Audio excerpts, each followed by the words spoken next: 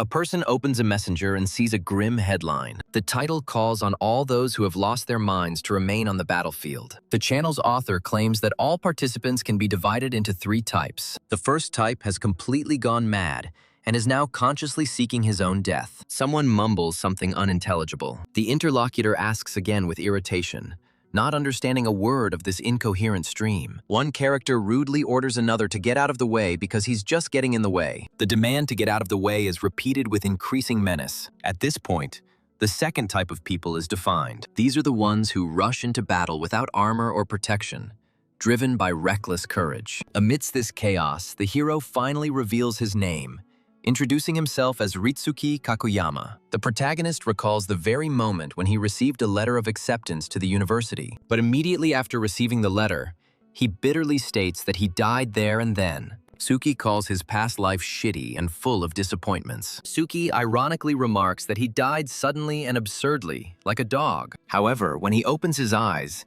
he is surprised to find that he has been reborn in the body of a boy named Ian. He finds himself the son of a simple peasant in a harsh medieval world. Like any peasant family in the empire, they are as poor as church mice. They have neither an extra coin nor a piece of bread to spare. Ian is the 3rd child out of 4, so he is always hungry. His eyes take on that tired emptiness that only chronic malnutrition can give. Parents and older brothers toil in the fields from morning until night. Ian and his younger sister spend their days wandering around the area in search of any edible grass or fallen fruit. Other children laugh at him and call him a crow because of his black hair. Ian didn't ask for this hair, and it makes him even more of an outsider among his white-haired peers. Ian bitterly curses the Middle Ages and wonders about his destiny. Why, after reincarnation, does he again find himself in poverty? Although he dreamed of a better life, hope glimmers when he finally gets a status window like in computer games. But joy quickly turns to disappointment. Even with this status window, he can't do anything. Numbers and characteristics do not give him food or the opportunity to change his destiny. Some ill-wisher rudely puts him down with an abbreviated curse. Even in the new world, he has enemies. Even if he toils from morning until night, they will still live in hunger. The system is designed in such a way that the peasant will never escape poverty. The hero does not understand what is happening around him and gradually loses the thread of events. Someone speaks kindly to the boy, calling him simply and affectionately. And this voice sounds unexpectedly warm in the midst of harsh reality. The character hesitantly asks if this place is Fellenberg territory, as if checking to see if he has arrived there after a long journey. The interlocutor confirms that this is indeed the same territory, but there is a slight hesitation or doubt in his voice. A surprised question arises nearby about whether this woman defeated the bear, which seems an unthinkable feat for an ordinary person. The stranger proudly introduces herself as Elidith, a wandering mage, thus making it clear that her abilities surpass those of the peasants. The short name, just 3 letters long, appears again, leaving the viewer in the dark as to who is speaking it and to whom it is addressed. Descriptions of important creatures with enormous destructive power and dangerous skills appear. The traveling mage explains that he is looking for a boy with black hair who lives in these parts, and his voice sounds purposeful. A local resident confirms that there are no other black-haired boys here besides Ian, making him the only target of the search. The sorceress concludes with satisfaction that, if this is so, then the child they are looking for is definitely him and no one else. Ian looks at her with a look that is a mixture of curiosity and fear of the unknown future, and at the same time, a lively, charming aura emanates from him. The protagonist skeptically remarks that all magicians are, frankly speaking, terrible eccentrics. And this stereotype is firmly ingrained in the minds of ordinary people. Ian had heard the same talk about the strangeness of mages, but now he couldn't help but admit that this woman was incredibly kind to him. He remembers the spell she used to kill the bear, and it was monstrously powerful. So powerful that the earth shook from one blow. Ian notes to himself that this spell incinerated the huge bear with one blow, leaving no chance for resistance. He timidly turns to the lady magician and asks if he can ask her one question that has been tormenting him since the fight. The wandering magician calmly replies that he is interested in magic, and this is evident in his glowing eyes and tense posture. Ian admits that he has heard that magic is something terrible and destructive, something that ordinary people should stay away from. But seeing her in person was amazing, and now he can't get the power that fell on the beast out of his head. The sorceress gently replies that there is really nothing special about it, and that once you learn, everything will be just as easy. She confidently states that anyone can learn magic, regardless of background or talent. Ian pauses, processing what he's heard, and his heart begins to beat faster with unexpected hope. He timidly asks again whether any person is really capable of mastering magic, as if not believing his own ears. The sorceress easily confirms that all you need to do is find a good teacher, and then everything becomes possible. She speaks directly to a boy named Ian and tells him that he too can become a magician if he really wants to. He exhales that he will be glad to learn from her. And at that moment, his whole past life with its bitterness and disappointments recedes into the background. Teacher Elidith begins to explain the basics of magic, and the main element of all magic turns out to be the mysterious Meronius. Ian listens carefully, trying to remember every word because his future depends on it. Elidith says that since they have received permission from the boy's parents and the local lord, he simply has to give it his all. Ian mentally confirms his readiness, and the teacher suggests that they begin classes immediately. A Meronius indicator appears on the screen, showing just 1% of mastery, and the learning process has begun. Ian diligently repeats strange sounds and runes, and the indicator slowly creeps up, showing 27%. 7 long years of hard training pass, and a mark appears on the screen indicating the elapsed time. Elidith announces that the theoretical part of the training is now complete, and the student is now ready for practice. In the status window, Ian Raven is now listed as a mage's apprentice and has mastered the magical language. The teacher says that now they will move on to the next step,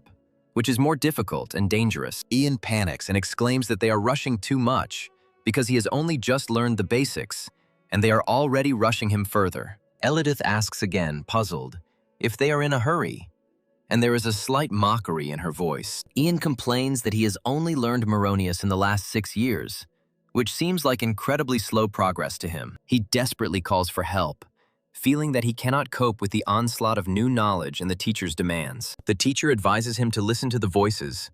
Perhaps this is the secret to understanding the more subtle matters of magic. He listens and hears only the howling of the wind, but he is told that this is exactly what is needed. Ian gains a new skill called air art, which gives him the ability to control the wind.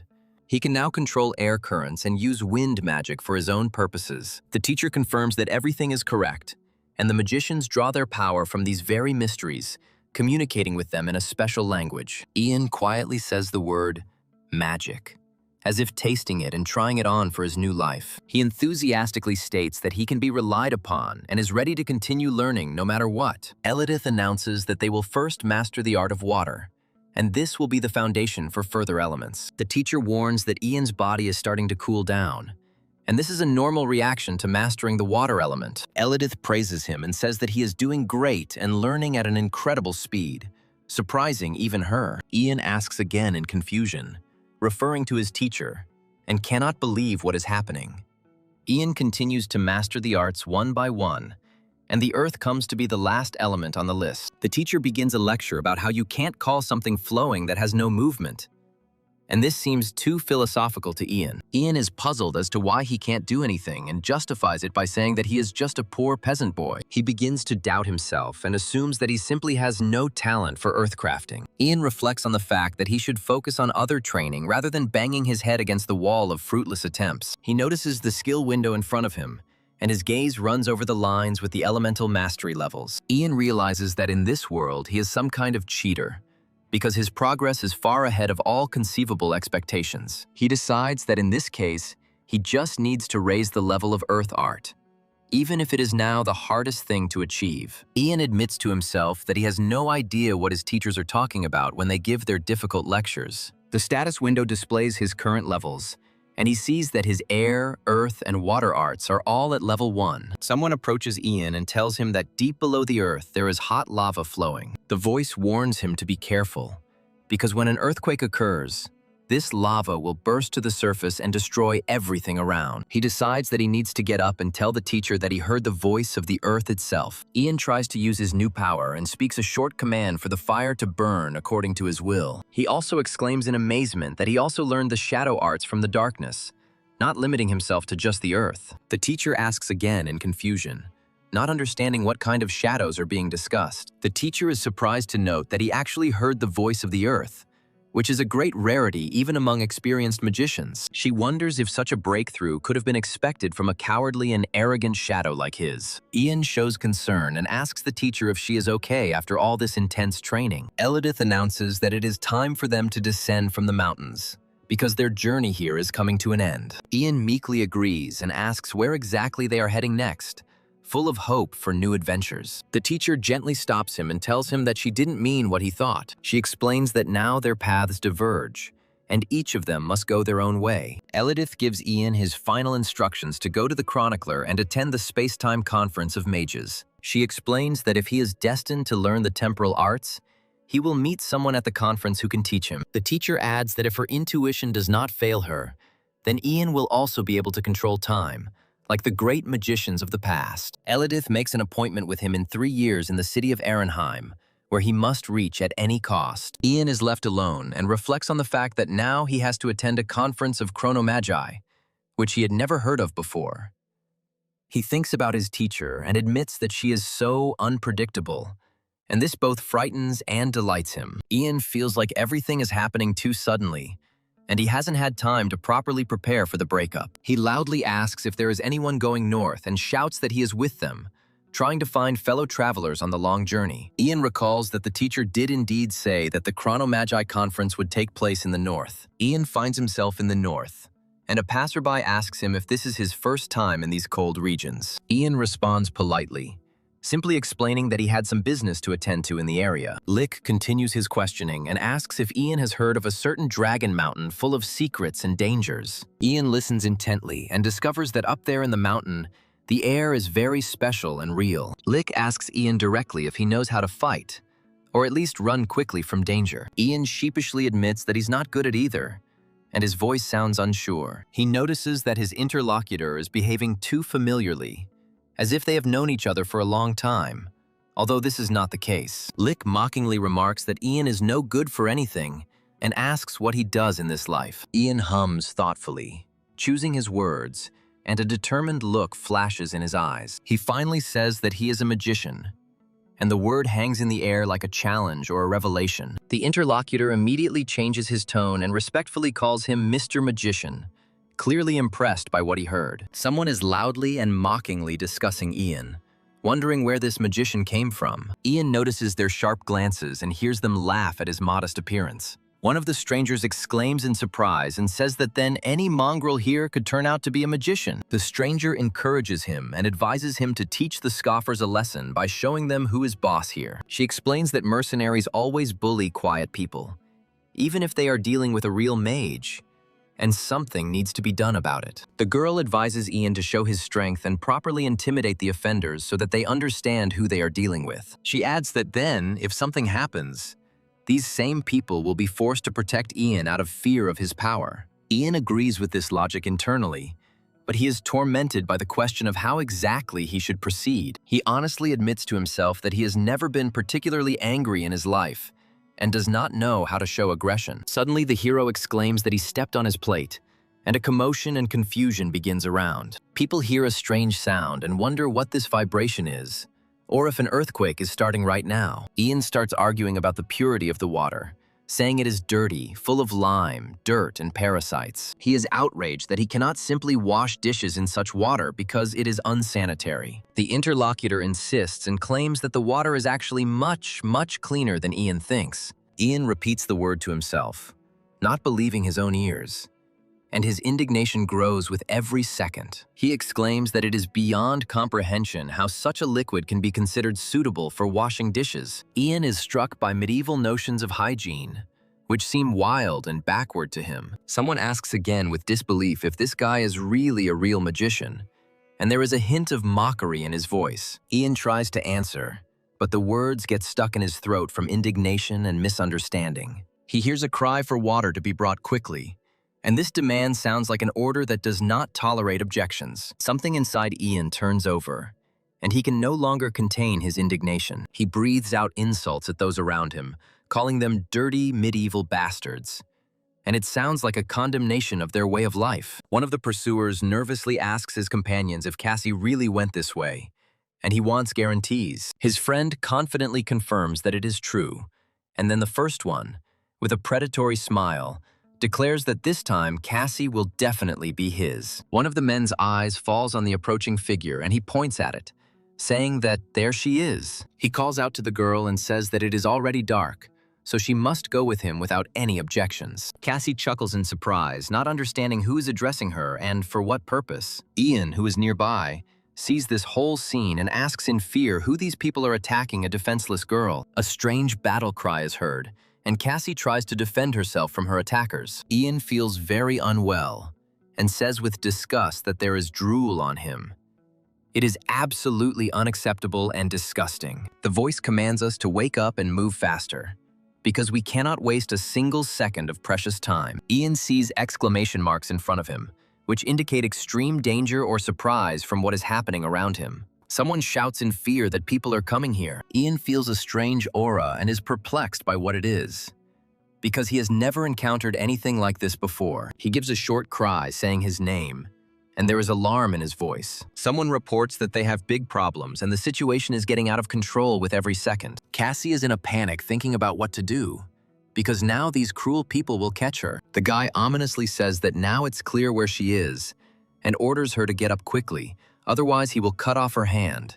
And this is not an empty threat. The girl whispers in despair that it's all over and there is no more hope for salvation. A heart-rending cry is heard, full of pain and horror from what is happening around. Ian screams at her to stay close to him or she will be killed with the first blow. Several voices simultaneously tell the magician that they are ready to follow him and carry out orders. Ian collects his thoughts and says that if this is the case, then it is time to act decisively. He discovers something magical, and inexplicable things begin to happen around him. Someone asks in amazement what it is, because he has never seen anything like it before. Another voice panics and screams that he can't see anything in this pitch darkness. He is ordered to light the torches quickly, otherwise they will all perish in this darkness. Ian points in the direction and shouts for people to run there and follow him. Someone gets burned and complains about the hot flame of the torch, reminding that he, too, is a living person. Another voice suggests running in the other direction, but the first one objects that this is not the right direction. Everyone freezes in indecision,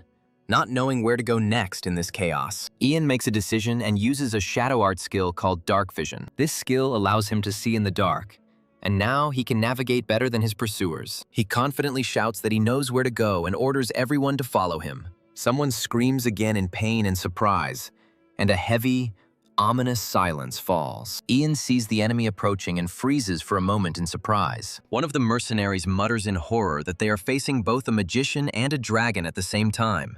And this is the end. Some say it is the work of an ancient mystery or a powerful being. Ian sees an inscription in front of him stating that he has witnessed the original mystery, and he freezes in amazement. He gains a new skill called summoning, which allows him to communicate with mystical creatures. This skill gives him the ability to call upon these creatures to help him in difficult times. Ian repeats the word summon thoughtfully, trying to comprehend that he can now do such a thing. He notices strange creatures around him and this little dragon, which also appeared out of nowhere. Ian looks thoughtfully at the creature that has appeared and wonders if it is the same creature as those he has met before. He reasons that if this is really the case, then he needs to be doubly careful in his actions and words. Ian shouts out Drake's name loudly, attracting the attention of this strange creature. Everyone nearby is babbling in fear, trying to address the magician, but the words are stuck in their throats. Ian confidently states that everything is fine, and he can handle any danger that threatens them. Suddenly, Ian says he is his friend,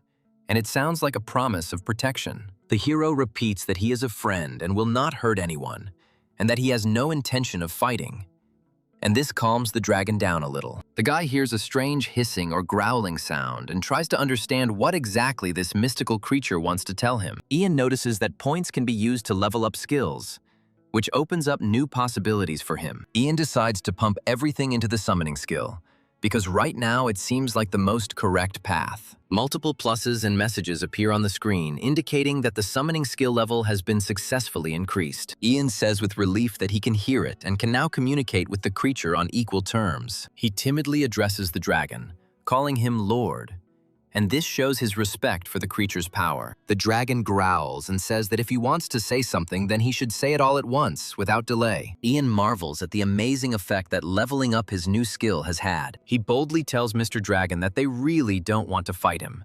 And that's the honest truth. Ian adds that it is foolish to even think that some people could fight the great dragon, and that it would be suicide. He admits that they will lose in the blink of an eye, and the dragon will not even have to strain for such a paltry victory. Ian says that for a creature as powerful as a dragon, they are not even worth his time or attention. The dragon chuckles and asks again if this means they are begging him for mercy, and there is a hint of mockery in his voice. The dragon lazily remarks that killing such insignificant people is a hassle and not worth it. The dragon adds that he is just in a foul mood right now, and this could influence his decision. Ian looks at the dragon in horror and cannot utter a word from fear. He thinks in despair about what he will do now if the dragon decides to attack them. Ian addresses Mr. Drake respectfully and asks why he is in such a bad mood. The dragon answers a question with a question, not understanding why he would explain his feelings to just anyone. Ian says he thought he could help the dragon, and there's a genuine desire in his voice. The dragon utters a short word, curiously, and a spark of interest in this persistent magician awakens in his voice. Ian modestly introduces himself as just a seeker of the mysteries of this world, who hopes to offer his help.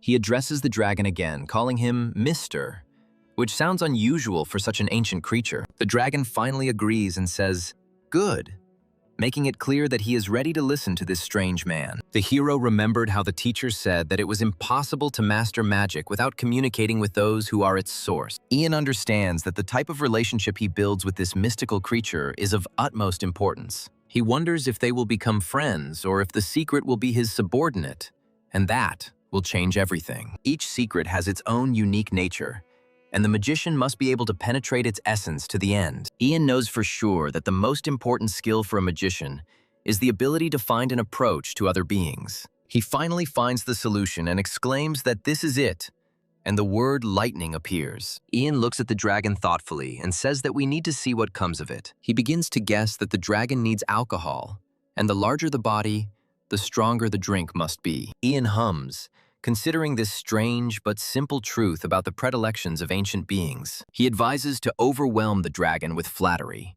because even the proudest creatures love recognition. Ian looks at the bottle and wonders what it is and how he is supposed to work with it. He sighs and says that for a lonely man like him, it is an impossible task. Someone asks what other loner, and Ian realizes that he urgently needs to win over the dragon at any cost. They tell him that this is the only way to get things moving, and that there is simply no other way out. Ian politely apologizes for his impudence and gathers his courage for the next step. Ian explains that in the human world, the smaller the gift, the more valuable it is. And this is a special philosophy. He indignantly asks what exactly the dragon is unhappy with, and there is a note of despair in his voice. The hero hands the dragon a mug and tells him to hold it carefully. The dragon winces and asks, "What is that disgusting smell coming from this strange liquid?" He looks at Ian suspiciously and asks if he's up to something nasty with this stuff. Ian babbles fearfully that of course not, his voice shaking with tension. He decides to prove his honesty and says that he will allow himself to drink first, so that the dragon can be convinced. The dragon chuckled skeptically, but still took the cup in his huge paws. He takes a big sip and lets out a loud noise of satisfaction, unable to contain his emotions. Ian offers the dragon another one and explains that this variety is even better than the previous one, hoping to win his favor. The dragon looks at the new batch with interest and asks how it is, clearly expecting something unusual. He takes a big gulp and lets out a loud, drawn-out growl, indicating that the drink has gone to his head. The dragon asks in surprise if people really call this liquid a drink, and immediately admits that he likes it. Ian makes a mental note that this guy is a real alcoholic, and his plan begins to take a completely different turn. He thought about escaping while the dragon was sleeping after drinking, but that plan clearly wouldn't work in this situation. The dragon remembers that Ian asked him something, namely, why he was in a bad mood. Ian confirms that yes, this is indeed the case, and his interest in dragon matters deepens. Someone nearby is surprised that the dragon suddenly got sentimental and started talking about his feelings. The dragon complains that his nest is in an inconvenient location, and is very cramped compared to others. Ian understands what is going on and is surprised that this scary dragon has a girl with such a face. The dragon says that he himself did not notice how the other dragons began to mock her because of his wretched home. He felt so sorry for her because of people like himself, and his voice trembled with the pain of memories. The dragon felt so sorry for his beloved that he decided to part with her for her own good. Ian lets out a loud cry of horror at how human this powerful creature's experiences were. He understands that the dragon's experiences of love are no different from those of humans, and this strikes him to the depths of his soul. Ian thinks for a moment and tells himself to wait, mentally formulating a new course of action. He understands that if he plays things right, he can use this situation to his advantage. Ian boldly tells the dragon that he can use magic to improve its nest, and it sounds like a promise. The dragon asks in surprise if he can really do such a thing, and hope lights up in his eyes. Ian confirms that he does, but in return, he asks the dragon for something important. Some time passes, and everyone gradually comes to their senses after the recent chaos. A rude warning is given that if the recipient does not wake up right now, the speaker will pull out his finger. Then a loud cry is heard, like a blow. One of the mercenaries turns to the master magician in confusion and asks what is going on here. He says he's sure he heard a dragon roar, and immediately after that, everyone just passed out without explanation. One of them curses and mutters his regrets at the very moment he got involved with these magicians and their problems. Another voice asks if the dragon returned to its nest after everything that happened. They answer him that no, the dragon is waiting above, and it is unknown whether to eat them or for something else. Ian firmly states that the dragon is waiting for him because he made a deal with it to save everyone else. The mercenaries are whispering that this gentleman magician is using some strange words and seems to have overdone it with courage. Ian explains that he promised the dragon to fix his nest if he would let all the people go free. Someone loudly proclaims Ian as a great magician, praising him. Ian looks at the people in surprise and doesn't understand what they're up to with these strange exclamations. The crowd begins to chant praises for Mr. Ian, claiming that he has defeated the roaring dragon. People shout about his victory and demand that his name be praised again and again without stopping. Ian says that, whatever the case, they should be ready to hit the road by the time he returns. Ian sternly orders them not to leave without him because he is now responsible for them. They tell him not to worry because they are truly one with him in spirit and body. Ian climbs up to the dragon's nest and looks at it, thinking about the work ahead. He says wow in surprise, assessing the scale of destruction and desolation around him. The dragon tells him that it is too late to retreat, and Ian replies that he had no intention of retreating, but was simply looking around. He admits that he needs to use Meronius, and it will not be easy in these conditions. Ian feels like his calculations are declining, and he needs to quickly sort out the nest and get some rest. He understands that if he removes the protruding stones and levels the walls, the interior will become much more spacious and comfortable. Ian looks thoughtfully at his work and says that everything is fine, reassuring himself. He comes to the dragon with another request, but he replies that he is not in the mood and is very busy. Ian sighs and realizes that the dragon is truly angry at him for interfering in his personal life. The dragon says that she is not his destiny after all, and thanks Ian for trying so hard for such a worthless person like him. Ian quietly says the dragon's name, Drake, and there is genuine sympathy in his voice. The dragon asks the magician his name, and a spark of genuine interest flashes in his eyes. Ian introduces himself and says that his full name is Ian Eridus Raven, but you can just call him Ian. The dragon reveals his name to be Drake Allenotail and offers to make Ian friends forever. A notification appears on the screen about receiving a new dragon summoning art skill. Now Ian can ask his dragon friend for help, and he will gladly answer the call. Ian gains this skill, but he becomes very ashamed of the fact that he cannot help his new friend in any way in return. The dragon says that in honor of their new friendship, he will give Ian a gift and let him take as much as he wants from his treasures. Ian remembers his teacher's words and realizes that she was absolutely right, because dragons love to collect treasures. He looks thoughtfully at the pile of jewels and notes that all dragons seem to be alike in their passion for shiny things. Ian admits that he had completely forgotten about the method his teacher taught him many years ago. Ian begins to cast a spell and utter strange words, turning to the Earth with a plea for help. The Earth responds to his call and asks what this new man needs this time. Ian commands the Earth to move the rocks aside and straighten the walls of the cave to make the space more spacious. Ian looks at the result of his work and cannot believe his eyes. The dragon looks around in amazement and asks if this is really his nest, which has been so transformed in just a few moments. Ian proudly says that this is his gift to the dragon as a sign of their new friendship and mutual respect. The dragon lets out a loud cry of delight and says how spacious and comfortable he now feels in his renovated home. The dragon asks Ian if he also created this wonderful scent with his amazing magic. Ian honestly answers that no, this smell has nothing to do with his witchcraft and appeared on its own.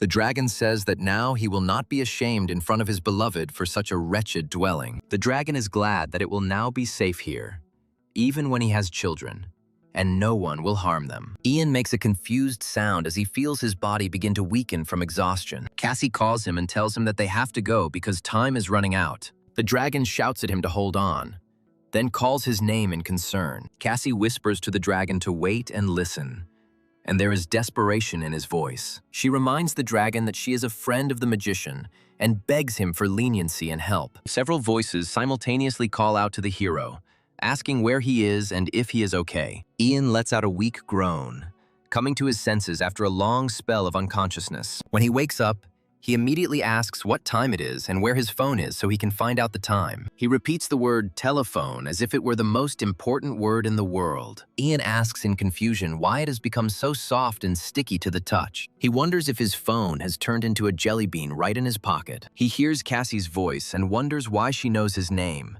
since they hardly know each other. Cassie gently tells him that he should lie down for a little while longer because his head is still foggy. Ian is advised not to get up so suddenly, and is asked if he is okay after everything that happened. Ian nods and remembers that he forcibly raised the level of his summoning magic, talked to the dragon, and even got a nosebleed. Ian looks around and quietly asks where the dragon is that was just next to him. He thinks to himself that he could die of shame because he so stupidly lost consciousness in front of everyone. Ian tells those around him not to worry because he is perfectly fine. He whispers that the dragon called him a friend, and now he probably went to his girlfriend. The hero asks Ian how Cassie managed to get here in the first place, since the dragon doesn't allow strangers in. The girl replies that she simply told the dragon that she was Ian's friend, and that was enough. Ian asks in surprise to repeat the word girlfriend, and Cassie nods affirmatively and says, yeah.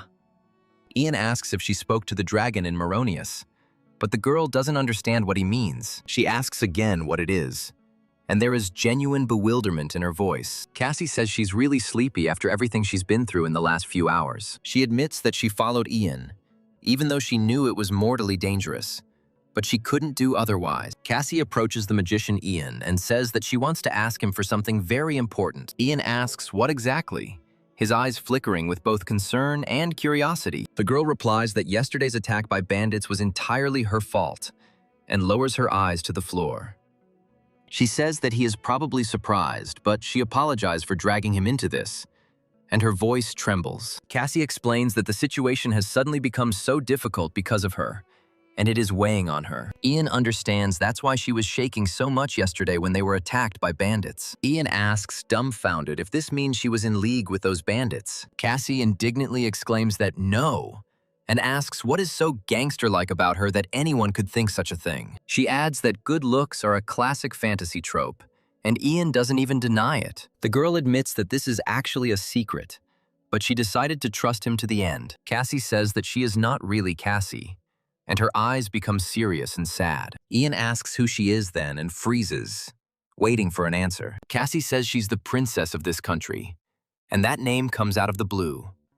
The girl reveals her real name and says that her name is Lucy of the Tarian clan, and it sounds proud and noble. She explains that those bandits were sent by her own fiancé to kidnap her and return her to the palace. Lucy explains that the Tarian family is a baronial house that rules the Fianlep region, but their position is very precarious. Because they lack knights to defend their borders, they are constantly under threat of attack from their neighbors. Eventually, the Tarian family decided to marry her off to a knight who had previously been a mercenary captain. Since he was the captain of the fastest-growing mercenary company, External threats to their kind became significantly less. At first, even he seemed pleased with his new position as the husband of a noble baroness. But over time, he began to use his position to seize power in the House of Tarion. He took up with other women and began to treat Lucy with contempt, making no secret of his disrespect. Lucy's parents decided they couldn't stand it any longer and demanded that she break off her engagement to this scoundrel. Ian freezes as he listens to this terrible story and waits for the continuation. Lucy says with pain in her voice that this murderer and bastard poisoned her parents right before they were about to announce their breakup. Ian exclaims in shock,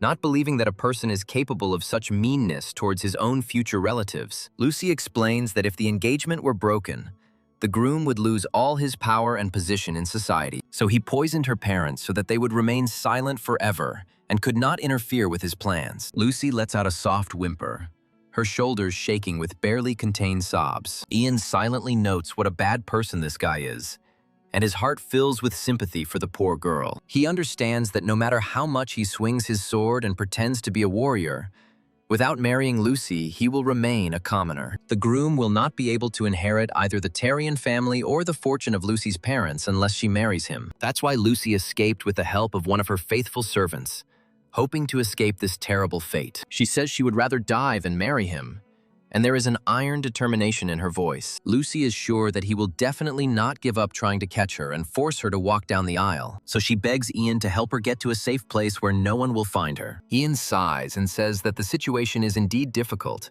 and he understands why she can't cope alone. He reflects on the fact that poisoning his future father-in-law and mother-in-law for the sake of power is a real atrocity. And now, because of this scoundrel, his bride is about to be kidnapped and no one can help her. Ian admits he doesn't even know what to think about all this medieval cruelty. He does not understand at all how these medieval rulers think, for whom power is more important than human life. Lucy swears on the honor of the Tarion family that she will generously reward Ian for his help and protection. Ian looks at her thoughtfully and asks why he should help her when there are other magicians. He asks a provocative question about what will happen if he betrays her and sells her to her fiancé for a reward. Lucy replies that the guy is a terrible miser, so even if Ian turns her in, he will only get a couple of silver coins. She explains that the groom is so greedy and petty that he won't give an extra penny for her, but she herself can give Ian everything he wants.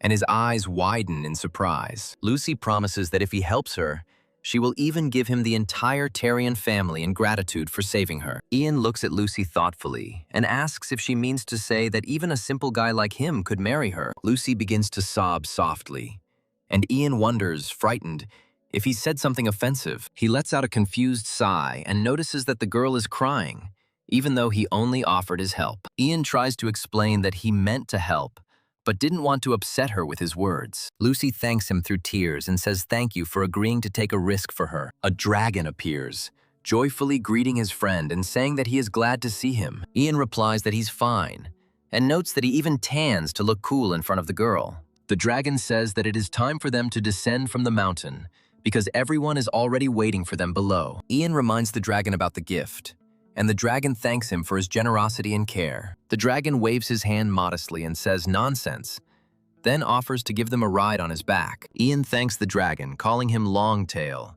and his eyes glow with genuine warmth. The dragon turns to Lucy and tells Ian's girlfriend to climb on him too without any embarrassment. Lucy yelps in surprise as she is lifted onto the dragon's back. Ian indignantly shouts that everything is not as the dragon thinks, but he does not understand what the problem is. Someone nearby is puzzled as to what they are talking about and cannot understand their hints. One of the surviving mercenaries says that all the mercenaries who were with them died, and he saw it himself. He warns that if these bandits are still roaming around here, even they could die at any moment. Another voice objects and says that there is still loyalty and honor that should protect them. Another adds that if the bandits had any brains, they would have long ago fled from the forest where the dragon appeared. He is confident that robbers will not wander through a forest in which such a terrible creature as a dragon lives. His opponent argues that the bandits have no common sense and are definitely on their heels. Lit asks everyone to calm down and lets out a short cough, drawing attention to himself. One of the mercenaries firmly declares that they will wait for the magician,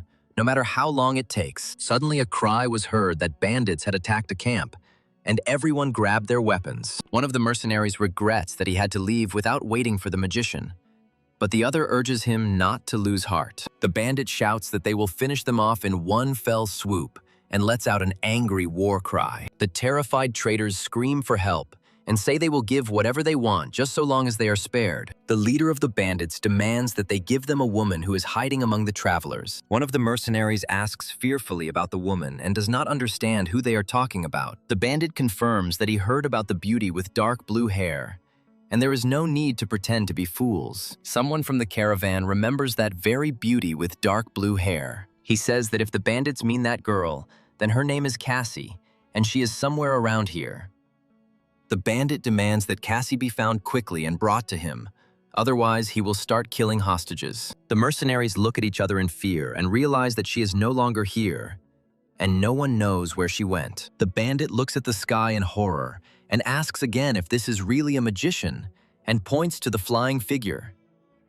His comrade confirms and shouts that it is over there, and everyone simultaneously raises their heads to the sky. One of the robbers recognizes Lucy and says that this is not the very woman they are looking for on the orders of the groom. Another bandit confirms that yes, it looks like the same one, and his voice trembles with fear. The third one adds that what she is sitting on and flying through the sky is a real dragon. The gang leader says it's a good thing Cassie was with the master magician, because those people could have done something terrible to her. Ian thoughtfully repeats the name of the Church of the Heavenly God to himself and becomes lost in thought. He says he hasn't heard the name for ages, and it brings back vague memories. Someone explains that the great religion of this world is precisely the Church of the Heavenly God, which has enormous power. Its teachings forbid the enslavement of fellow believers, but human traffickers have long ignored these commandments for the sake of profit. Ian approaches a dragon named Longtail and asks him for a favor for a friend. The dragon happily agrees and says that he will do anything for Ian, even the most impossible. Ian asks the dragon to deal with those who were here before, and if necessary, to kill them. The dragon replies that his friend's request is a joy to him, and he will fulfill it in the best possible way. Ian stifles a painful cough,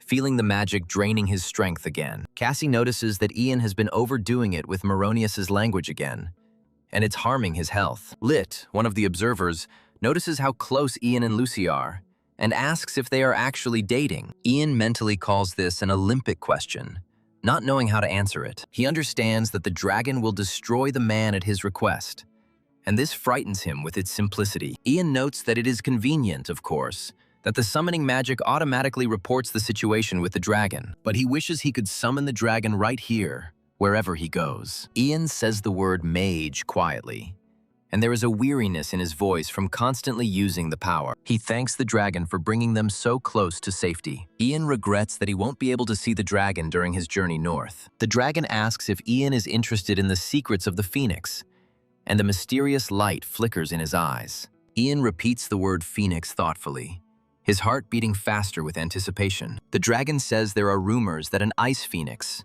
an unheard-of rarity, lives in the northern mountains. He advises Ian to go and check out these rumors for himself, as it could be a great adventure. The phoenix is a bird that does not disappear even after its death. Ian learns that the phoenix is known not only as a firebird, but also as a creature that changes appearance depending on the elements. Phoenix can be made of ice, wind, or stone, adapting to its environment. One of the mercenaries approaches the master magician and says that they are just on their way to meet with the local lord. He asks Ian if he would like to go with them and introduce himself to the nobleman. Ian muses that in order for Lucy to escape her fiancé safely, she would do well to stay away from high-ranking people. He turns to Cassie and says that if she has nowhere to go, she can come with them and no one will hurt her. The girl hums thoughtfully, considering this proposal and weighing the pros and cons. Lit remarks contentedly that he knew it all along, and now he's absolutely certain that Ian and Lucy are dating. Lucy suggests that Ian pretend that she is with him because it saves her from having to deal with all sorts of annoying idiots. Ian asks again in surprise, "Is that so?"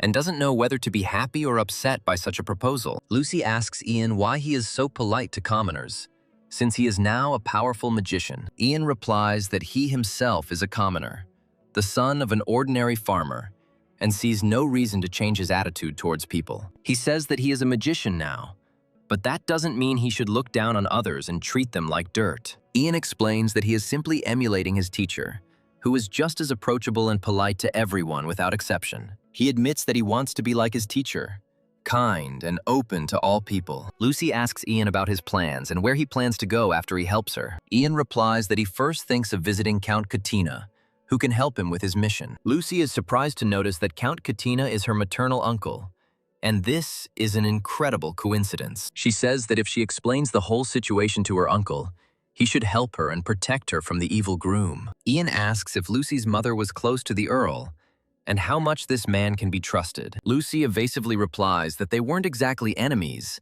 but they weren't particularly close either. Upon entering the hotel, the owner warmly greets the guests and wishes them welcome to his establishment. Ian politely says they'd like to stop for a couple of nights and take a bath after the journey. He takes out some coins and asks if this will be enough for accommodation and all amenities. The owner replies that more than enough, and he will immediately prepare the best rooms in the hotel for them. He asks Lucy if the young lady will also take a bath, or only the master magician. Lucy exclaims indignantly, "No way!"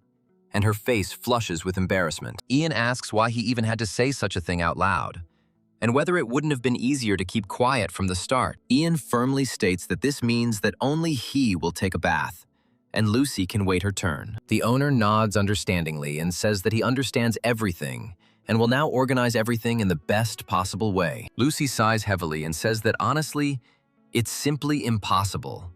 How can one be so insensitive? The girl asks to be called Cassie, not Princess, so as not to attract unnecessary attention. Lucy insists that Ian just do it, now, without thinking, because they are already being watched from all sides. Ian exhales tiredly and complains that it is so stuffy and hot in this coat. It is impossible to be in it. Passers-by at the hotel notice Lucy and whisper that it is the first time in their lives they have seen such a beautiful girl. They compare her to an angel and are surprised that such a beauty is traveling with some weakling who is clearly not a match for her. One of them offers to steal the girl and have some fun with her while her companion doesn't notice. Meanwhile, in the castle, the ruler of Riverville, Baron Cars, receives petitioners and discusses business with them. He gives instructions to work hard and make sure that there are no problems in his territory. One of the servants dreams that if he manages to win the Baron's favor, he will even be able to settle in this castle. One of the merchants timidly turns to the Baron and says that he would like to tell him something in secret. The Baron graciously allows him to speak and promises to listen to everything he has to say. The merchant admits that his respect for the Baron is so great that he simply can no longer hide the truth. The Baron chuckles contentedly and calls this commendable, then tells him to continue his story. The merchant explains that during their journey they met a powerful magician who saved their lives. He shows with gestures how the magician waved his hand,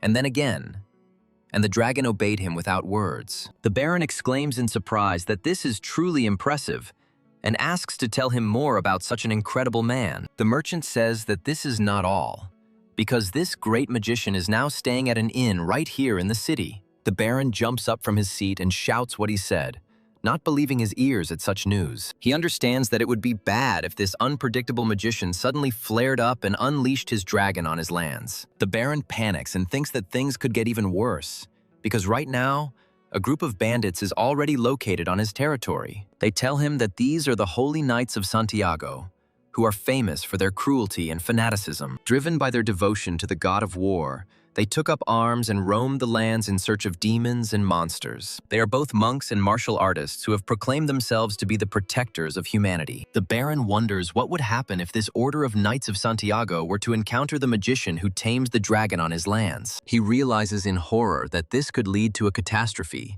and the complete destruction of his possessions. The Baron cries out in panic and cannot utter a word out of fear for his fate. He orders that the Knights of Santiago be called immediately, and says that they need to be spoken to urgently. The Baron orders that a room be prepared for this man and that he be accommodated with maximum comfort. He decides that it will be easier to negotiate with the knights than with this crazy magician, whom no one controls. Meanwhile, Ian sits in the hotel and impatiently asks when they will finally bring him his long-awaited food. The girl apologizes guiltily and says that she will prepare everything right now, and asks for forgiveness for the delay. She mumbles that she hasn't even filled the bath yet and feels very awkward in front of such an important guest. Ian decides that he can handle everything himself, and there is no need to serve him, because it is he who needs it, not the owner. He says that he will deal with the bathroom himself, and the owner can go do other things. The servant politely asks if he is disturbing and apologizes for interrupting Ian from his meal. At this time,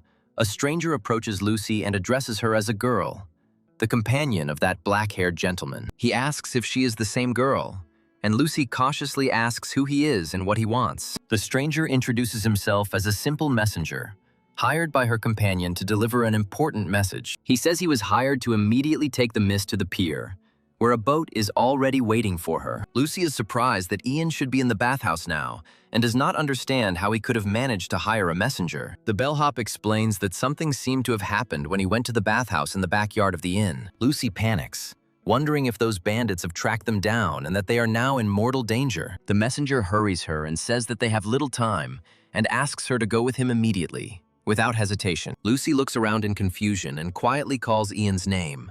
Not knowing what to do in this situation, she makes a frightened sound and cannot move from the spot due to the overwhelming fear. Ian hears piercing cries for help and realizes that Lucy is in danger. Ian notices that these people clearly do not look like those sent by Lucy's fiancé, and this makes him even more wary. He understands that in front of him is just some trifle that has no relation to their pursuers. One of the attackers shouts faster, hurrying his accomplices before the magician arrives. Ian looks at the bandit with disdain and asks if he really thinks he can escape from him. He sighs and says what a hassle it is to get involved with this gang that knows no fear. The leader of the bandits understands that it was because of this magician that they escaped and were unable to steal the girl. Ian admits to himself that with his current power, he cannot cast spells as well as he would like. Of all the mysteries that are within his power, he only needs to find the one that he can apply in this situation. Ian casts a spell and says it's time, because their light is fading right before their eyes. He decides that this is just enough time to have a little fun with these bandits. Ian grins and challenges his enemies to play his game. One of the attackers recognizes the voice and realizes that they have fallen into a trap. Ian contemptuously calls his opponent trash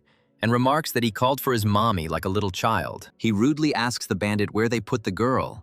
Otherwise, it will be worse. The bandit is surprised to notice that Ian can still see him in this pitch darkness, and this shocks him. Ian calls him puppy and demands an answer again, losing his patience with this game. Suddenly, a commanding voice is heard, commanding that enough be done, and everyone freezes in place. The Holy Knights of Santiago appear, and Ian realizes that he now has new enemies. Ian calmly introduces himself to the knights and says that he is the very magician who created this darkness around them. Then he looks at one with disdain and thinks to himself that this pathetic blood is simply insane, and wonders what kind of old man this is in front of him. One of the bandits begs the knights to save him and protect him from this cruel magician. He lies to the knights and says that the magician tried to kill him just like that, without any reason or cause. The old knight calmly asks what exactly the man did to deserve such an attack. The bandit screams hysterically, trying to play the victim, and the knight coldly remarks that he understands everything. He says that since this guy is a magician, then such behavior is quite possible, because magicians have always been unpredictable. Ian groans indignantly, unable to find words in response to such an unfair assessment of his actions. He indignantly asks what possibly means, and how one can trust the words of some bandit. Ian asks if magicians are just like everyone else, and why are they considered some kind of monsters? The knight replies that magicians do whatever they want, and no one can stop or punish them. Ian lets out an angry cry and barely restrains himself from saying too much. The old knight looks at Ian thoughtfully and says that he has a very sharp tongue for a magician, and this is quite unusual. However, the knight immediately adds that this does not give Ian the right to use evil magic against people. Ian asks in surprise what kind of evil magic this is, and doesn't understand what they're talking about. The knight explains that plunging everything around into darkness means turning away from the sun, which is the eye of heaven. He says that hiding in the dark is the lot of cowards, and a true warrior always fights in the light of day. Ian looks at the knights skeptically and thinks to himself that these guys are speaking in some kind of religious metaphors. He guesses that they are probably followers of the Church of the Sun, who worship the light. Ian lets out a short cough and gathers his thoughts to answer this fanatic. He asks the knight a tricky question. If the will of heaven is contained in light, Then why does Knight exist at all? The knight admits that he was mistaken and asks forgiveness for his haste and prejudice. Ian politely asks if he can go now because his sister has been kidnapped and he needs to find her. The knight asks in surprise if this means that Ian attacked the bandit because he was one of the kidnappers. Ian answers haltingly that no, not exactly, but he can't explain everything now. The knight orders his comrade named Dietrich to stay here and keep an eye on the bandit. He obediently answers.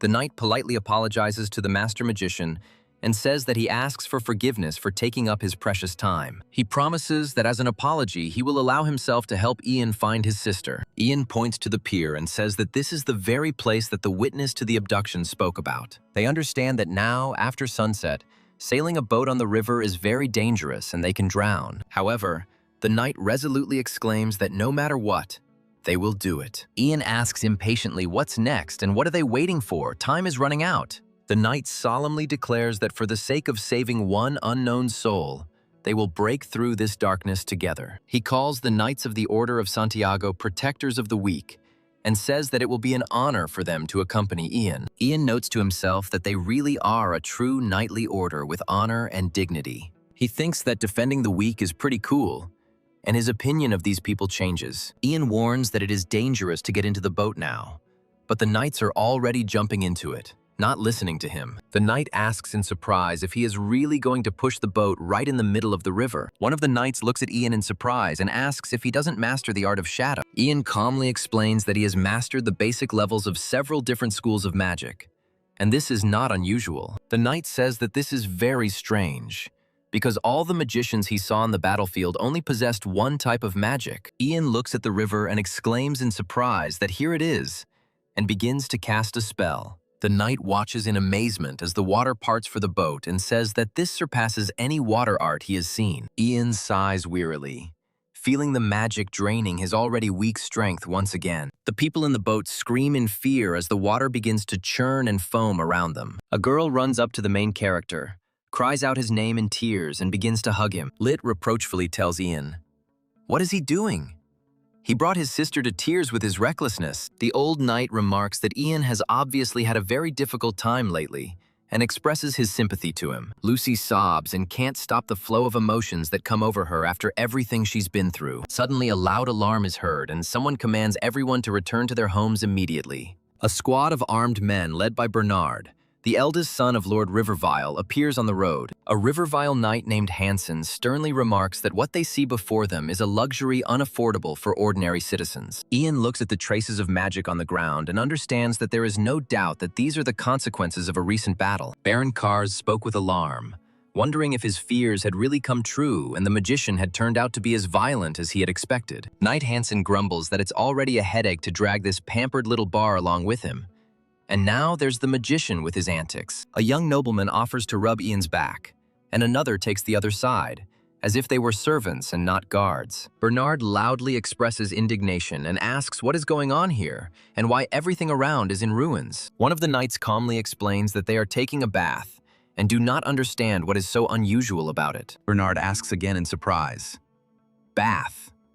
and can't believe his ears that someone is washing themselves right on the street. He is indignant that the inhabitants of the empire wash rarely, only on special occasions, and here it is right in the middle of the courtyard. One of the knights, named Elder, introduces himself to Master Bernard and offers to explain everything. Bernard indignantly asks why he is the one answering when the question was asked to a completely different person. The knight sheepishly apologizes and explains that it is because the man is a magician, and he is only his assistant. Bernard asks again in surprise, his eyes lighting up with unhealthy interest. The magician must be planning to do this, and his power could be dangerous to those around him. Ian recalls that in this world, the nobility has a cultural tradition known as mage baiting. Simply put, it is a custom by which nobles test the patience of magicians and their ability to control their anger. This is done in order to determine how dangerous the magician is, and whether he should be feared or respected. A mage who calmly endures provocations is considered weak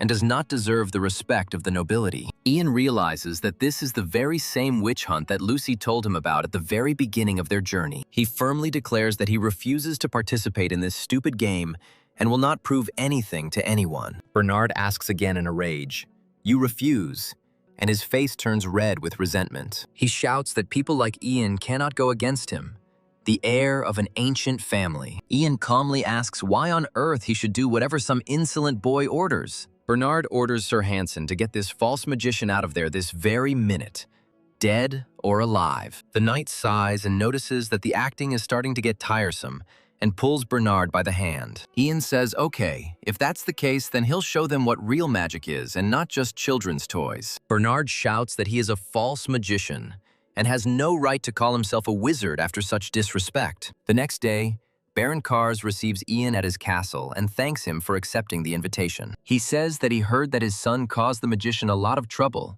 and offers his sincere apologies for his behavior. Ian replies that no.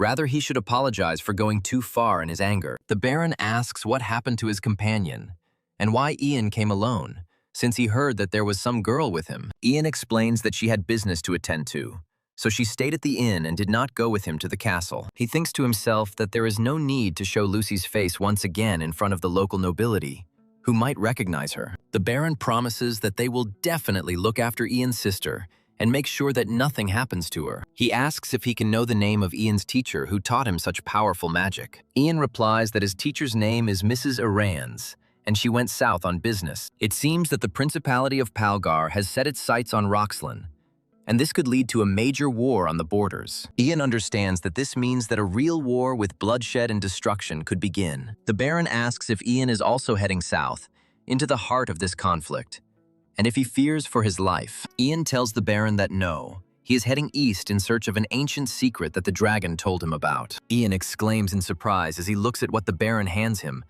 not understanding what this strange object is. He asks curiously what it is, and the Baron invites him to open the case and take a look. Ian takes a long staff out of its case and says in surprise, "Staff," and his eyes light up with interest. The Baron explains that this staff once belonged to a renowned aeromancer who controlled the wind itself. Ian sincerely thanks the Baron and says that he will gratefully accept this gift and will cherish it. Suddenly, Ian runs into the hall out of breath and cannot utter a word from horror. The girl turns to Ian and says that she needs his help. Otherwise, something irreparable will happen. Ian sees a raven in front of him and says this word in surprise, not understanding where this bird came from. The knight explains that this morning a hunter caught this raven and was about to eat it, but your little sister stopped him and saved him from death. The girl exclaims, "Isn't this fate?" and clearly expects Ian to confirm this sign from above. He asks hopefully if this is really fate, and Ian must admit that the raven came to him on its own. Ian angrily apologizes for causing his sister so much trouble, adding that they might eat him if he's bothering them so much. Lucy asks everyone to stand still and not make any hasty decisions because the raven needed to be saved. The raven looked at Ian pleadingly and asked him to save him, and his voice sounded right in the magician's head. Ian looked at the bird in surprise and could not understand what kind of strange creature this was in front of him. The raven asked again to be saved, and his eyes filled with fear and hope at the same time. Ian ordered the raven to answer what it was, but the bird continued to beg for help without answering the question. Ian barked at the raven to be quiet for a second and promised to save him if he calmed down. He cried out in despair that he had already said that he would save her, so just let him not interfere with his thinking. Ian realized that this guy might not understand words, but he had a great sense of the situation, which made him happy. The knight asked in surprise. He had just spoken to a raven and couldn't believe it. Lucy said, "Please leave him here for now," and proudly added that she knew this raven was not simple. Lucy boasted that, of course, she had never studied, but she seemed to have a talent for magic, and this delighted her. Ian sighed and thought to himself that she had gotten carried away, and now she would not stop until she told everyone about it. Lucy assured him that the raven would soon recover, and that his wing would heal in no time once he had some rest. Lucy asked what they should do with the raven now, and suggested returning it to the hunters since it was in the way. Ian thoughtfully noted that then he would simply be eaten, and that would not be the best solution. The raven begged them not to leave him, and said that the people here were so scary that he was afraid to be left alone. The bird again begged Ian to save her, and he sighed, realizing that there was no escape from this hassle. Lucy asked happily, "So they were taking him with them?" and her eyes lit up with delight. Ian replied that at least until the raven recovered, it could not be abandoned to its fate. Lucy said that then we need to give him a name, And it should be something special and beautiful. Ian asked again in surprise. The name. And did not understand why this was needed at all. Lucy suggested naming the raven Obsidian because he had such beautiful black eyes, like precious stones. Ian noted to himself that this guy liked Lucy messing around with him, and he was clearly jealous of the bird towards her. He said that the name was too long. Let it be Oberon, short and noble. And Lucy enthusiastically agreed. Lucy solemnly announced that from now on, his name would be Oberon, and the raven nodded his head in satisfaction. The old knight overheard their conversation and asked Ian what he was so worried about. He said that no matter how capable a magician Ian was, traveling alone with a woman in the wilderness was dangerous. The knight offered to make a deal regarding a monster that had appeared on Count Katina's lands. Ian asked again, "A deal?"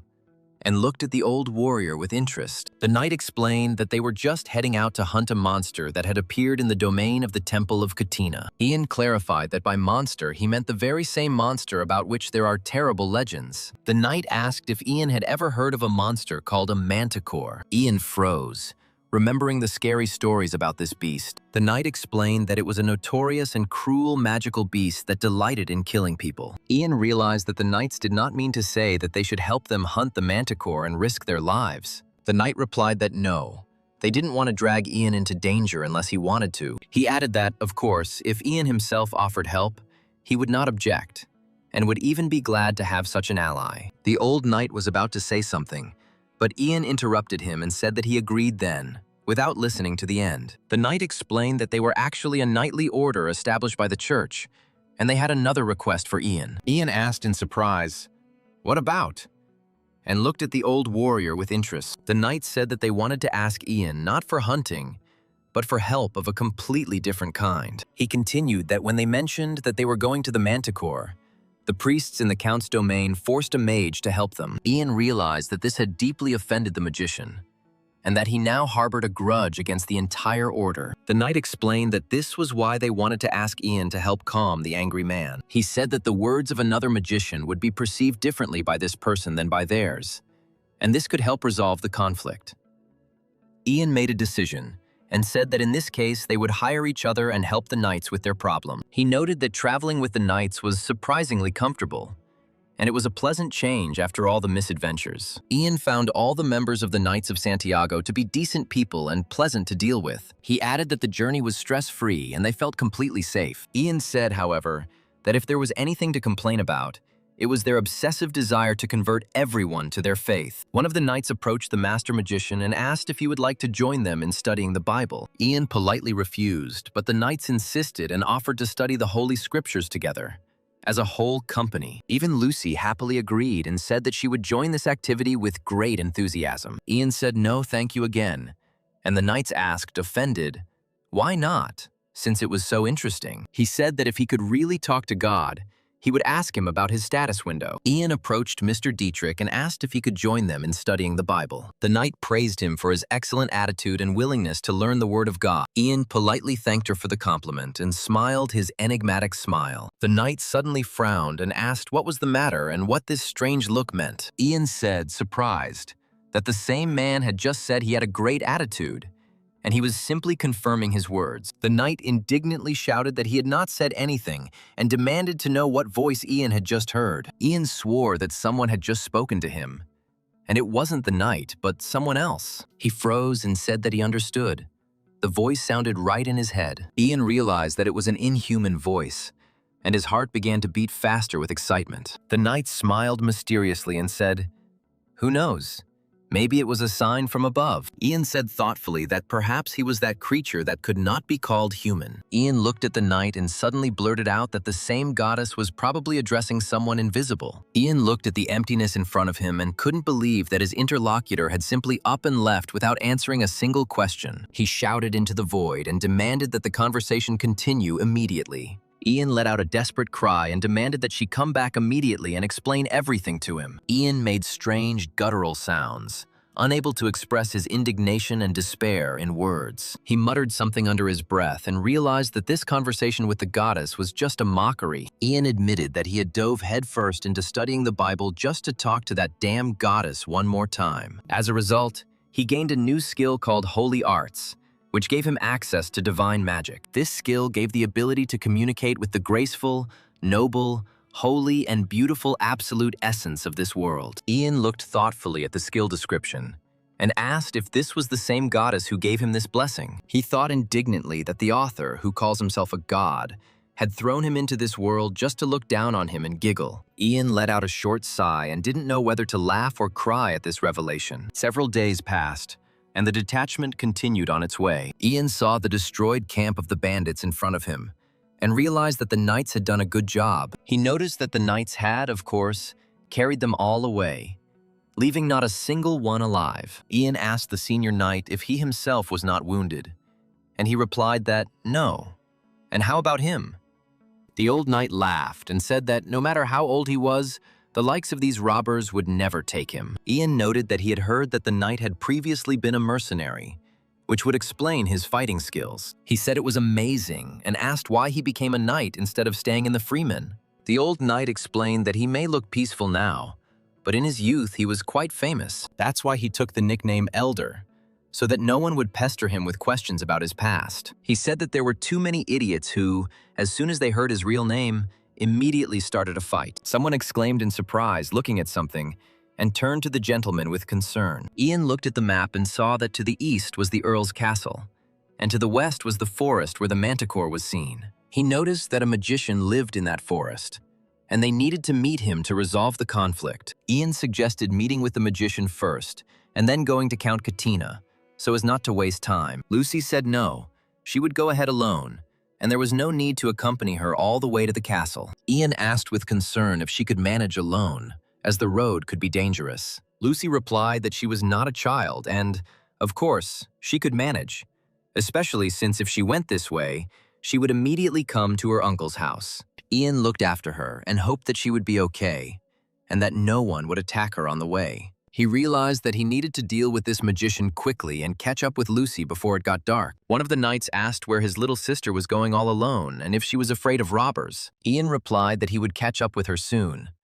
But that was not the point now, since they would soon be meeting that same magician. The knight asked if Ian was mentally prepared for this meeting, and if he was afraid of the wrath of the offended magician. Ian repeated thoughtfully, mentally prepared, and did not know what to answer to such a strange question. He said that magicians are usually difficult people, and this one would definitely be angry and irritated because of the priest's order. Ian realized that it was unknown what this magician could do to them, and why they should have to clean up the consequences of the order's mistakes. He asked himself again why they should have to clean up after the order, since it wasn't their fault that the priests had overdone it. Ian chuckled nervously and said that this was the first time he had met a mage in this world, not counting his teacher, of course. He wondered how it would all go and whether he would be able to find a common language with this offended magician. A strange laugh was heard behind the trees.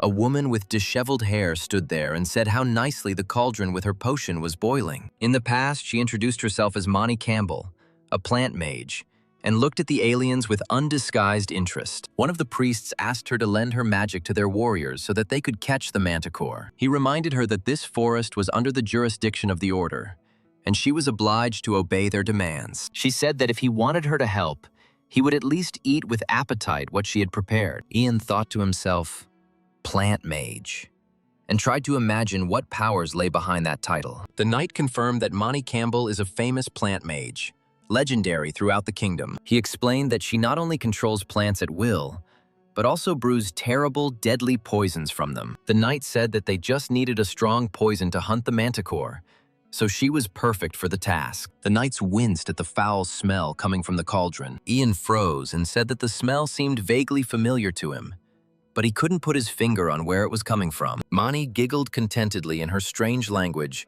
and welcomed the guests into her home in the middle of the forest. She joyfully exclaimed that she was glad they could come and invited everyone to the table. Mani invited them to enjoy the treat she had prepared with special care and love for her guests. Ian coughed again and couldn't hide his disgust at the smell that filled the room. One of the knights muttered that he shouldn't have proven his strength to them in such a perverted way. Mani responded with an offended expression that she had merely served her guests a rare dish from a crop she had grown with special care. She stated that if they were not her guests, they could leave, and there was no need to spoil her mood with their whining. Mani said thoughtfully that she thought she had gone a little overboard with the ingredients, But it was too late to change anything. The knights looked in horror as Ian devoured the garlic-filled soup and couldn't believe their eyes. They whispered to each other why that guy ate so much.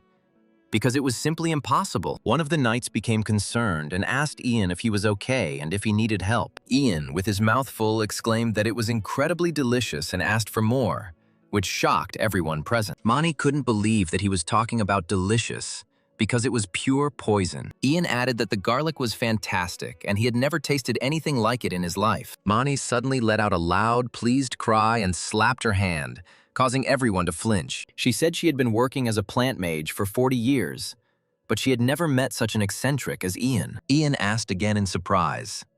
A weirdo, and did not understand how he had earned such an unflattering nickname. Mani demanded to know her name and looked at Ian with genuine interest and respect. Ian introduced himself and said that his name was Ian Eridus Raven, and that he was the apprentice of a wandering mage. Mani froze and asked again, Irians? And her eyes widened with surprise and joy. She exclaimed, So he is the pyromancer Elidith's apprentice, and could not believe such a coincidence. Mani apologized for such an unfriendly reception and said that she did not know who was in front of her. She promised that as an apology, Ian could eat as much as he wanted and no one would stop him. Mani changed the subject and asked if she had heard they were hunting a manticore. And that was true. Ian confirmed that yes, and that it would not be easy, but they were ready for any challenge. Mani said that Count Katina hired hunters to catch the manticore, but the beast killed them all. Ian said seriously that he was ready for this and was not afraid of the dangers that might await him in the forest. Mani asked if he had caught manticores before, and Ian replied that he had a couple of times when he was younger. Mani asked in surprise and to him, and looked at the knights, who were silent and hesitant. Mani said that since Elidith herself taught him, he must already be an accomplished mage, and that inspires respect. She advised Ian to help the knights with his knowledge and experience, because it is a magician's duty to help people. Ian thoughtfully repeated the duty of a magician and did not know what to answer to such a philosophical statement. Mani confirmed exactly that, and said that there are times when a magician must help people, even if he doesn't want to. She warned that such moments should not be taken lightly, otherwise one could lose the respect of colleagues. Ian admitted that, of course, he had no need to hunt. The next day arrived, and the squad set out into the forest to search for the manticore's lair. Ian felt a certain uneasy atmosphere around him, and realized that this place was permeated with fear and death. He thought about Lucy, who was probably already waiting for him at her uncle's, and hoped that she was completely all right. Oberon cawed and pointed his wing to the side, and Ian realized that the raven was saying that they were going there. The knights admired this ability and called it amazing because the bird understood human speech. Ian explained that while the raven was sitting on his shoulder, he trained it to respond to human speech and commands. Ian felt an incredible thirst for blood coming from the place where the raven pointed, and his heart sank with fear. Ian asked an unexpected question about whether if the manticore was also a monster, then maybe he could persuade it not to attack them. The old knight chuckled thoughtfully and replied that who knows, but it was hardly possible. Mani categorically stated that the manticores were not people to negotiate with, and that it was a waste of time. Ian asked Mani what she knew about summoning,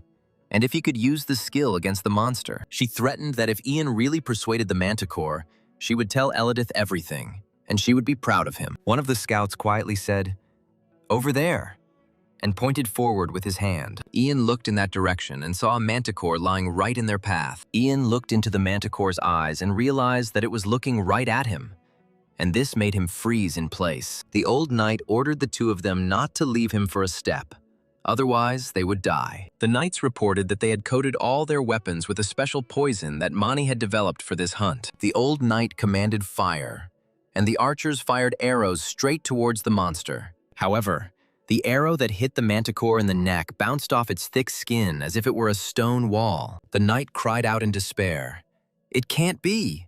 and asked the master what they should do now. The old knight said that they must attack again, and his voice sounded firm and decisive. The manticore let out a creepy laugh that sent shivers down everyone's spine. Ian realized that the monster was right in front of them, and there was no time left to think. The knight said that there was no time to strike again, and that action must be taken immediately. Ian realized that he had no choice but to use his powers to save the squad. Mani said in surprise that the guy had actually managed it, and looked at Ian with interest. She said, "Just think, he spoke to her and called Ian an unusual person." Ian replied that the manticore should speak calmly, as before, and he was glad that she understood him. The manticore made strange guttural sounds and told him to get lost while she was still kind. She laughed and called people shit that didn't even deserve to be killed. Ian looked at her in surprise and asked who she was and what she wanted from him. The manticore said that this was better, and to stop pretending that he didn't understand her language. She demanded that Ian speak up if he wanted something from her and not waste her time. Ian responded defiantly,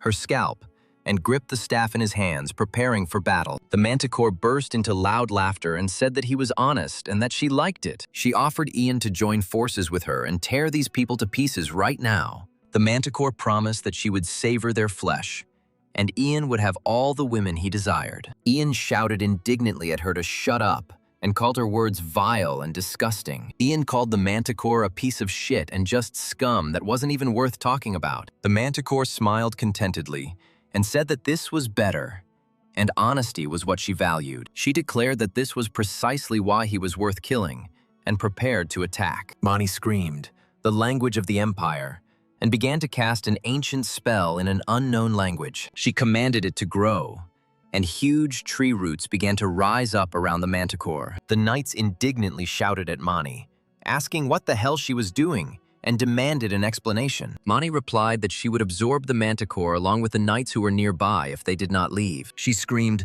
"Oh my God, they are not children.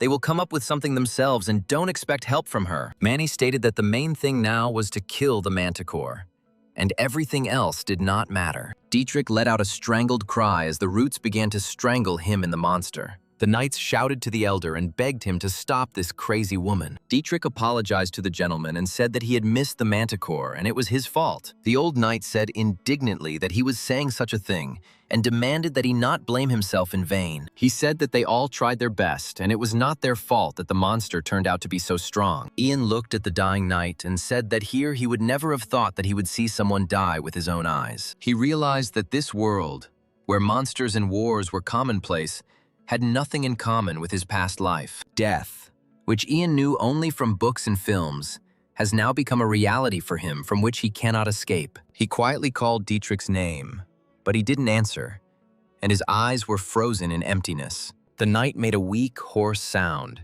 and his breathing became quieter and quieter. Ian remembered how Dietrich taught him the Bible and said that he had spoken of eternal faith in heaven. He repeated the knight's words that if you believe with all your heart and pray, the heavens will open and save your soul. Ian asked the dying man if it was true, his voice trembling with despair and hope. The old knight nodded weakly and said, "Yes, let us pray together," and extended a trembling hand to Ian. Ian looked up to the sky and asked, "All the high heavens, they are watching what is happening below." He said that their most devoted follower was dying, and would they do nothing to save him? Ian leaned over Dietrich's body and said quietly, "Wake up," and there was a pleading tone in his voice. Dietrich woke up and turned to the goddess, hoping that she would hear his desperate call. Dietrich smiled faintly, thinking that he had gone to heaven and his soul had finally found peace. The goddess told him that she was glad to see him, and her voice sounded soft and soothing. She added that he still had things to do in this world and it was time to return back. Dietrich asked again in surprise, "What's wrong?" and did not understand what the goddess was talking about. She told him to carry her will further into this world and help the weak and disadvantaged. The goddess said that let him help the weak and give them happiness, and that would be her only wish. Dietrich made a small sound, and his eyes focused back on the reality around him. The knights joyfully shouted that he had woken up and rushed to him to help him get up. Dietrich thanked Ian and said that he saved him because that great being told him to. Ian explained that he was able to use the holy arts because the goddess lent him her power for this miracle. He said that the goddess really said that he should save Dietrich because he still had a lot of work to do in this world. Dietrich knelt before Ian and called him an apostle sent by the gods themselves. He said that he bowed before him, and his voice trembled with awe and respect. The knights whispered that Ian had certainly saved Dietrich with magic, but calling him an apostle was going too far. Mani noticed that they were too cheerful for those who had just been on the brink of death, and was surprised by such enthusiasm. The young knight replied, "Yes, sir," and Ian said that he would send Oberon on a reconnaissance mission to find the monster. Ian was worried that the raven would be okay and that it might get into trouble. The old knight assured him that everything was fine, and he knew that this guy was no slouch and would cope. He said that they needed to teach this creature a lesson. Otherwise, it would kill even more innocent people. Oberon returned and screamed, "Monster!" and pointed his wing towards the forest. The manticore gave a satisfied laugh and said that this man was his father, yes, turning to the young man. The guy asked in horror how she could speak like a human being and couldn't believe his ears. The manticore made him a lucrative offer and told him to kill his father and bring his head to her. She promised that she would do this and she would spare the others and no one would suffer from her claws anymore. He shouted indignantly, "She thinks he will agree to this," and grabbed his sword. The manticore growled menacingly, then differently, and prepared to attack. She screamed and rushed at the people with incredible speed. The young man shouted "Dad" and rushed forward to protect the old man. The old knight looked at this and said, "Holy Knights of Santiago." The old knight gave the command to fight, and his voice thundered over the clearing. The manticore laughed and called them insects who were just waiting to die. The knight screamed, "What a fool!" and did not understand why they were climbing to certain death. He ordered the magician to shut up and not interfere with them fighting the monster. The manticore stated that it was futile resistance and that they would die at her paws anyway. The old knight clutched his sword and cried out, "The beast is insolent!" rushing at the manticore with incredible speed. The manticore parried the attack and let out an evil laugh, having gotten a taste of a real battle. Mani cried out the flora, and huge flowers with sharp thorns began to bloom around her. She commanded to grow, and the roots of the plants rushed towards the manticore to entangle its paws. The manticore growled that these were cheap tricks and bit through the roots with its sharp teeth. The knights retreated back and did not know how to defeat such a strong enemy. A knight from the squad shouted, "Ian Iridis, his turn!" and all eyes turned to the mage. Ian stepped forward and commanded fire, releasing a stream of flames straight into the monster's face. He shouted at the mountain, and the ground beneath the manticore's feet began to shake and rise up. The monster screamed in fear and tried to break free from its stone captivity. Ian let out a tired sigh, his body trembling from the strain of his magical powers. Ian modestly said that it was all thanks to them, the knights, and they were only fulfilling their duty to the order. Oberon sat on Ian's shoulder and sarcastically noted that he was being ignored and pecked him on the ear. Ian hissed at the raven and ordered it to shut up without drawing unnecessary attention to himself. He thought to himself that the knights must be afraid of him, since he turned the manticore into a huge fireball. The guy approached him and said that they thanked him for saving their lives. Ian sheepishly replied that yes, and added that he did it not out of gratitude, but because it had to be done. The knight approached Ian and said that he was great, and that they were able to capture the manticore only thanks to him. Ian waved his hand sheepishly and said he had simply done as Mani had said and did not deserve such praise. The knight predicted that Ian would surely charm all the nobility, and perhaps he would become someone truly great. Unfamiliar knights rode up to the detachment and asked if they had captured the manticore. The old knight answered, "Yes, indeed," and asked who they would be, looking at them with suspicion. The strangers apologized and introduced themselves as knights from Count Katina's castle, sent for the heroes. Ian asked again in surprise, from the castle, and did not understand why they needed them, the knight said.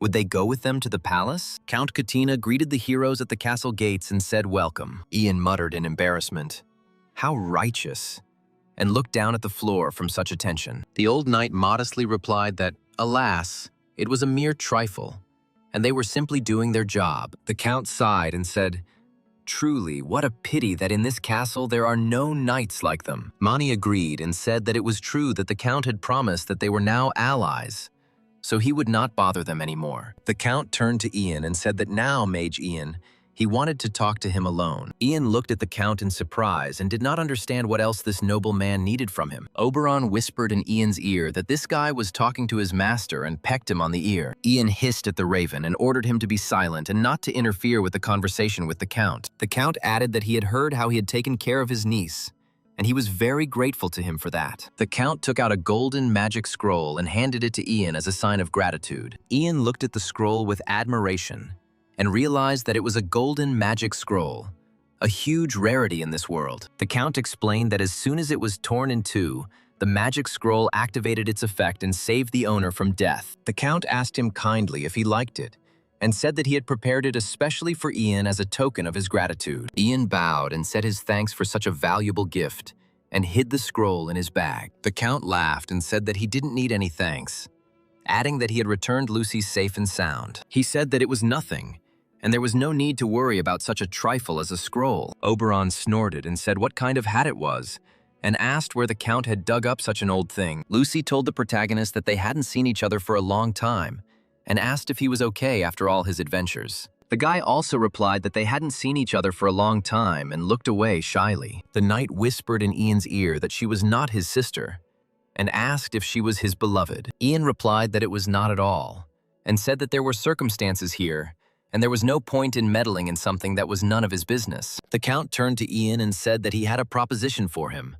and looked at him hopefully. Ian asked what it was, and prepared himself to hear something important and serious. The Count replied that he was going to avenge his niece and destroy the one who dared to offend his family. He asked if he would lend him his strength, and he would pay generously for each fight. Ian realized that this was why the Count had given him the golden scroll, to enlist his support before his revenge. He figured that if everything went well, he could get a double reward from both the Count and Lucy. Ian replied to the Count that if he needed the help of such a humble magician as he, then he would certainly help. 3 days passed, and the detachment set out on the road, accompanied by servants and castle guards. The servants said that his uncle was very sorry that he could not see them off because of preparations for the military campaign. Ian politely replied that it was okay and wished the Earl luck in his noble cause. The Count added that when they were again in the lands of Tarion, they would be welcome, and bowed low. The knight said that when he had time, he should visit the island of Trefar, and he would not regret it, and he promised to introduce him to its secrets. Ian asked in surprise about Trefara Island and did not understand what kind of place it was. He explained that it was an island that was located in the Coral Sea and was almost never seen on maps. The man solemnly announced that he was Salvador of the Orcus clan and straightened up to his full height. The boys asked in amazement about Salvador of the Orcus clan and couldn't believe their ears. They exclaimed that it couldn't be.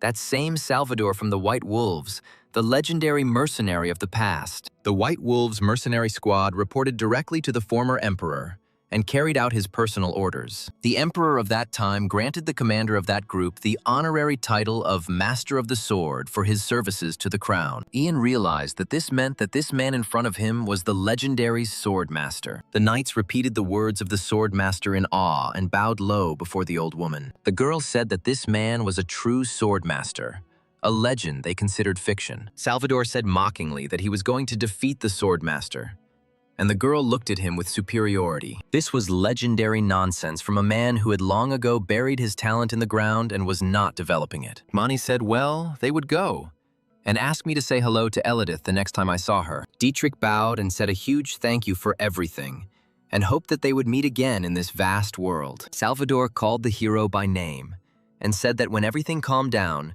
he would go to the ruins of Trefara for new adventures. The man promised that they would see each other again then, and winked at him goodbye. She wished him to take care of himself and not take unnecessary risks, because there are many dangers in this world. The Count remembered how Lucy clenched her fists and whispered for him to punish the one who killed her mother and destroyed her family. She remembered that this man had killed her sister, and then tried to force Lucy to marry his henchman. Count Katina thought to himself that this situation was not so bad for him, and he could use it as a cover. The Count said that when all this was over, he would talk to Lucy and explain his position to her. He swore that he would bring this hated Avenger Graham to justice and restore justice to these lands. The knights raised their swords and shouted, "Long live the Count! Everyone follow him!"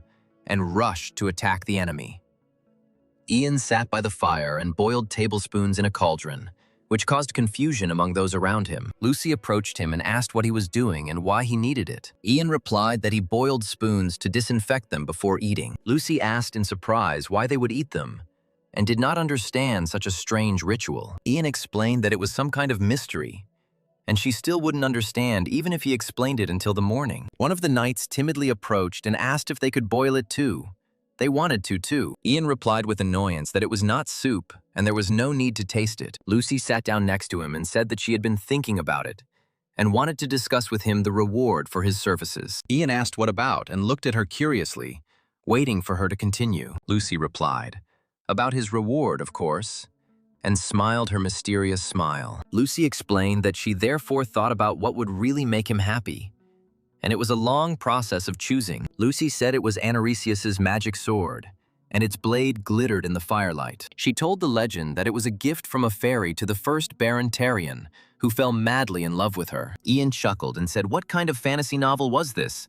And wasn't it a bit too pretentious for a simple sword?" He added that since they had such an amazing magic sword, why were the Tarians still just barons and not kings? Lucy hummed thoughtfully and didn't know what to answer to such an awkward question. Lucy confessed that Anirecap was buried in the grave of the first baron, and no one had seen him since then. Ian said in surprise that, in other words, to get it, you would have to dig up the grave, and that was blasphemy. Lucy sighed and said that yes, the first baron had sealed the sword in his own tomb before he died. She wondered if his descendant would just take it, dig it up, and give it to a stranger without any shame. Ian said indignantly that this was really creepy, and how could they possibly have been rummaging around in their ancestor's bosom while he was lying in the coffin? Lucy didn't understand what time capsule he was talking about and looked at him with bewilderment. Lucy said that she was so grateful to him for everything, and he deserved something equally valuable in return. That is why she wanted to give him that precious relic that had been kept for centuries. Ian looked thoughtfully and realized that it seemed he had gone too far with his questions and had offended Lucy with his words. One of the servants approached Ian and said that the Count had a request for him and asked him to go into the castle for a conversation. At this time, a quarrel arose on the road between the peasants and the thief who stole a chicken from them. The peasants shouted at them to get lost if they didn't want their heads put on pikes. The damned thieves. The thief responded that these were their words, and just give him the 3 chickens, and he would let them go on good terms. One of the peasants noticed the crow and said that this crow was similar to the one the magician had, and his face turned pale with fear. The second peasant confirmed that yes, it seemed to be her, and took a step back. Oberon recognized his master and began to joyfully croak that his master was here and flap his wings. Count Katina told the hero in his office that he had an important request for him, and his voice sounded excited. Ian became wary and asked what was going on, bracing himself for something serious. The Count hesitated and hesitated, and Ian realized that it was difficult for him to say this, and wondered what kind of request this was. The Count finally exhaled that he wanted Ian to stop the mercenaries from plundering this city, which was under his protection. Ian asked in surprise if the knights could handle this better, and did not understand why they were asking him. The Count sighed and explained that knights often kept silent about everything in order to preserve the honor of the order and their own reputation. He said he turned a blind eye to what happened to those bandits, but he couldn't do the same to innocent civilians. The Count added that this was neighboring territory, and if outsiders interfered, a war would begin between the barons. He looked pleadingly at Ian and said that if he agreed to help, it would make his people keep their cool. Oberon cawed joyfully and flapped his wings, anticipating a quick reprisal against the robbers. Ian went out and saw mercenaries robbing the houses of civilians and abusing them. The mercenaries fell on their knees and begged to be forgiven. They had learned their lesson and would not do it again. The Count and Lucy were delighted when they heard the news of the robbers being caught and the stolen goods being returned. However, the joy was short-lived, and soon disturbing news arrived from the battlefield. One of the scouts reported that they had a serious problem, and his face was pale with fear. The scout explained that in reality their army did not pose any threat to the enemy due to low morale. He said that even though there were more than 4,000 of them, they could not defeat even half of the enemy. This was all because their army was harmless and not ready for a real war with experienced mercenaries. Even if the army were to plunder this territory, the people would beg Graham to stop the invasion and protect them. After all, the title of Tarion now belonged to Graham, and he could do whatever he wanted legally. The scout added that since he and Graham had traveled peacefully, he had had enough time to strengthen his army. Moreover, since their army was unable to act due to the Count's orders, morale plummeted to 0. The Count sighed and said that yes, events had taken a strange turn, and he did not know what to do next. One of the advisors asked if he would allow them to rob in return, and looked at the Count with hope. The Count chuckled thoughtfully and turned to Ian, asking if he had a plan to fix this. Ian looked thoughtfully into the distance and said that he needed to think, and his eyes began to sparkle with a new idea. He confidently stated that he would not say that it was completely impossible, and asked to give him time to think about it. The advisor shouted impatiently, "What are your plans? Tell me quickly, time is of the essence." He slammed his fist on the table. Lucy looked at Ian with pride and said that this was their Ian and believed in his abilities. One of the knights whispered that this magician was too self-confident and that one should not place great hopes on him. Ian said that somewhere in Tarian territory there is one place that could be the key to victory. Oberon interrupted him and croaked, pecking him on the head. The peasant asked in horror who they were and stepped back when he saw armed men. One of the knights proudly announced that he was Lord Ian Eridus Raven, a student of the great sorceress Elidith. The peasant fell to his knees and said that he was asking for forgiveness. He did not know that such a celebrity was standing in front of him, and his voice trembled with fear. He begged to forgive his rudeness and explained that the wheat here was already doomed, and there would be no harvest this year. Ian asked in surprise what he meant by this, and did not understand what the peasant was talking about. The peasant replied, "Can't he feel it?" and pointed to the blackened ears of wheat. He said that the evil will that permeated this field came from the earth itself. The peasant explained that the soul of the first Baron Tarian, whose land had been stolen, was furious and cast a curse. Ian looked thoughtfully at the field and asked what to do then and how to remove this curse. It wasn't long before rumors of the curse spread throughout the area, causing panic among the people. The people of Tarian no longer trusted the usurper Graham and demanded that Lucy take the throne by birthright. Thanks to this, the morale of the Count's armies soared to the skies, and the soldiers were ready to fight to the last drop of blood. They moved towards where Graham was to finally end this protracted standoff. One of the knights approached the Count and said that they refused to participate in a dishonorable battle led by a magician. The Count asked in surprise what this meant and demanded an explanation from his subjects. Yam grinned maliciously and said how one could believe the rumors that he himself had spread, and that this was absurd. The knight declared that the words of a magician cannot be trusted,